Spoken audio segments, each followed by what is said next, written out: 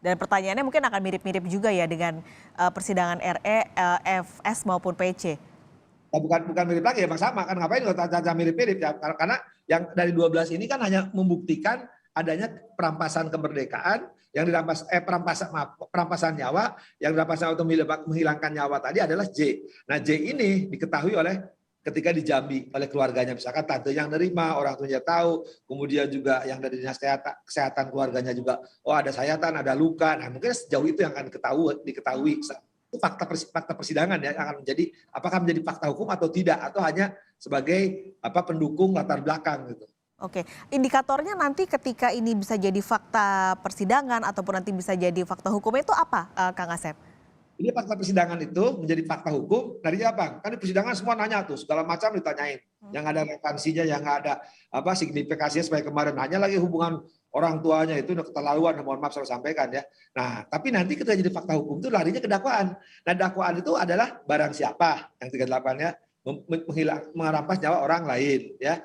Nah, kalau yang 340 ya, subsidiarnya ditambah ada perencanaan. Jadi akan lari di situ, barang siapa orangnya udah jelas, ini terbukti, yang membunuh, yang menyuruh ikut serta. Nah, dengan sengaja, oh dia mengetahui dan menghendaki. Jadi cerita-cerita sampingan-sampingan kelak tidak akan muncul dalam fakta hukum. Di fakta persidangan berita acara lengkap gitu ya. Wow, segala macam tuh. Yang tidak ada kaitan dengan RE ditanyakan untuk FS gitu. FS untuk RE. Jadi pabaliut kata orang Sunda mah. Tapi kelak jadi fakta hukum di pertimbangan hukum itu simpel. Ya, jadi hanya membuktikan unsur ya. Satu, siapa orang dengan sengaja dia harus mengetahui menghendaki, kemudian direncanakan, oh ada jeda waktu, kemudian hilang nyawa, oh almarhum meninggal gitu kan. Hanya itu. Nah, kemudian kalau FS tambah ya, merusak ya, kemudian menghilangkan barang bukti dan merusak jaringan undang-undang ITE. Nah, nanti kita ternyata dia pernah merintahkan tuh yang ke kelompok 6 ya, jaringan elektroniknya dirusak, dihilangkan. Ya, kemudian itu yang undang-undang ITE-nya ya, plus yang orang sebut tanda petik ya OEJ itu yang merusak menghilangkan jaringan juga sama itu. Kalau yang lain kan nggak kena OEJ maupun undang-undang ITE untuk FS. Jadi harus dipilah-pilah di kelompok 5 itu kan hanya FS yang lengkap, pembunuhan, OOJ maupun undang ITE. Tapi PC, RM, KM tidak, hanya pembunuhan plus RE juga sama gitu kan. Jadi saksi-saksi ini nanti lebih banyak berarti penghilangan nyawa gitu kan, merampas orang. Nantinya tapi yang akan dijadikan pertimbangan majelis hakim memutuskan adalah fakta hukum berarti ya Kang ya, bukan fakta persidangan? Betul, fakta hukum. Jadi tadi hanya itu aja, singkatnya itu tidak akan nyampe 20 halaman, 15 halaman kok gitu ya. Aja sih memang nanti keterangan saksi dimuat semua tuh. Yang lama persidangan kemarin akan dimuat, tapi nanti ketika nyampe di pertimbangan hukum, hakim hanya membuktikan unsur itu, 338 unsurnya apa, 340 unsurnya apa, 221 unsurnya apa, 233 unsurnya apa, undang-undang ITE unsurnya apa. Hanya itu yang akan dibahas. Kalau nanti unsur tidak terbukti, nanti hakim, oh cuma terbukti pembunuhan berencana. Oh juga dan dikumulatifkan ya, 221, 233 atau undang-undang ITE gitu. Itu mungkin untuk saya duga untuk FS lengkap tuh pasti nanti yang kalau saya duga ya nanti yang untuk fakta terbuktinya pembunuhan berencana akan merusak karena dia memerintahkan kan faktanya dan di kelompok 6 polisi itu kan ketika ada muncul J sedang hidup dalam tanda sedang mengerang kesakitan ya, masih hidup dia perintahkan musnahkan itu. Nah, berarti dia menyuruh merusak ya, karena dalam tanda petik tadi ya OOJ. Nah, kalau merusak berarti merusak jaringan, kena otomatis undang-undang ITE juga untuk FS saya duga itu. Tapi kalau untuk sekarang sidang sekarang KM maupun RR, nah dia kan hanya di tempat kejadian ketika berlangsungnya pembunuhan itu, apa yang dia lakukan? Atau kalau KM akan ditarik hubungannya ketika dia mengatakan jangan ada duri di dalam ini. Laporkan aja Bu PC sama Bapak. Nah, itu juga mungkin akan diperdalam nanti dari saksi yang tahu gitu kan. Nah, tapi kan itu yang tahu nanti karena disatukan kan harusnya KM sebagai terdakwa, RR yang ditanya sebagai saksi. Cuma sekarang dua-duanya statusnya terdakwa. Nanya sebelahan nggak tahu, itu yang saya bilang dari tadi keberatan saya disatukan karena RR sama KM nanti akan pertukaran posisi ya sebagai terdakwa dan saksi. Kalau sekarang disatukan terdakwa nanti posisinya sebagai RR di saksi harusnya. Nah, ketika dihadapkan, bahasa hukumnya bukan konfrontir ya, dihadapkan satu lain itu agak membingungkan nanti pemeriksaannya. Ketika nanti yang satu jadi saksi, yang satu jadi terdakwa gitu. Jadi sekarang dua-duanya terdakwa kan? Iya. Kalau suruh tanya-tanya dikiranya main sultan. Nah. Tapi kalau melihat pemeriksaan dari kemarin begitu ya ketika FS dan juga PC diperiksa sebagai terdakwa. Dari penasihat hukum Verdi Sambo dan juga Putri Chandrawati ini kan masih terus mendorong motif soal kekerasan seksual ini menjadi motif utamanya dan jadi latar belakang kenapa ini akhirnya bisa terjadi. Ini gimana nantinya Kang Asep supaya bisa membuktikan gitu kalau motif ini benar karena kan sudah tidak ada juga saksi yang bisa menguatkan cerita ini.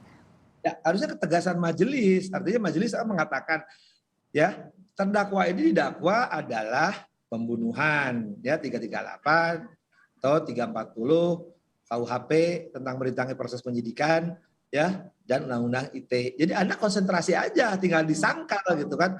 Jadi ini kan masalah sekali lagi masalah penghilangan nyawa, urusan mayat. Jangan bicara soal syahwat gitu kan. Soal jadi orang itu dibunuh dia akan mendalilkan karena ada kekerasan seksual kan tidak didakwakan. Maka saya bisa katakan udah dorong aja itu perkaranya tapi kan siapa yang menjadikan terdakwanya? Katakan ada, tahu nggak bisa antara mereka kan mengarah ke J, katakanlah J, ya kan nggak bisa diproses pasal 77. Kan kemarin waktu pernyataan maaf itu dari FS mengatakan kan, saya salah mengaku maaf, tapi karena perbuatan anak bapak dan ibulah terhadap istri saya, lah, itu kan versinya dia, itu kan bukan jangankan fakta hukum, fakta persidangan aja belum ada, itu baru pernyataan si PC yang merasa dilecehkan, merasa lah ya belum tentu. Selama itu belum ada jangan ngomong, itu bukan fakta hukum. Kalau terus narasi ini dikembangkan, saya pikir harus ketegasan, kejelasan dari majelis bersikap jelas. Pengadilan ini mengadili perkara dakwaan, ya dasarnya dakwaan bukan di luar dakwaan, bakwan itu namanya, ya. Nah, kalau dakwaan itu ya mana ya itulah Anda konsen dituduh pembunuhan tinggal sangka saya tidak membunuh. Tapi kemarin udah minta maaf saya salah berarti udah jelas mengakui. Nah kalau sekarang aku tidak konsisten lagi bohong lagi ya ada ketidaktulusan ya itu suruh nyanyi aja lagunya Tulus ya. Saya pikir biar jelas gitu kan ada kan. Nah yang lebih penting lagi ya ini akan menarik itu nih 12 ini saksi ini yang akan sekarang dihadirkan seperti patut di DRE.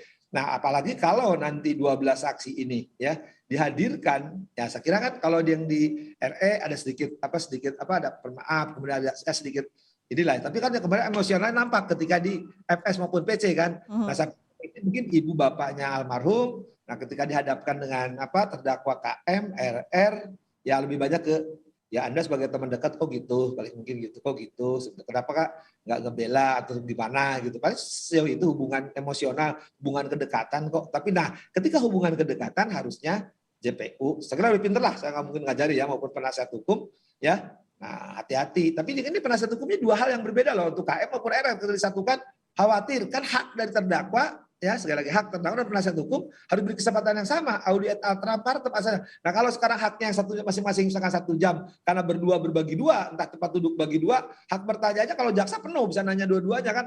Tapi padahal status jaksa sama penasihat hukum sama loh di depan hakim itu kan. Tapi mereka terkurangi karena berbagi. Nah ketika berbagi saya khawatirkan terlepas tidak ada signifikasinya dengan terdakwa itu. Tapi kan tidak terelaborasi, tidak tereksplorasi itu semua yang ada kejadian terutama komunikasi dari Pera dan Reza. Jadi ini gimana? Karena udah digabung gitu kan ya Kang, ini mau nggak mau ya memang harus dijalankan. Nah untuk bisa memaksimalkan tadi yang dikhawatirkan Kang Asep harus bagaimana nanti di persidangan hari ini?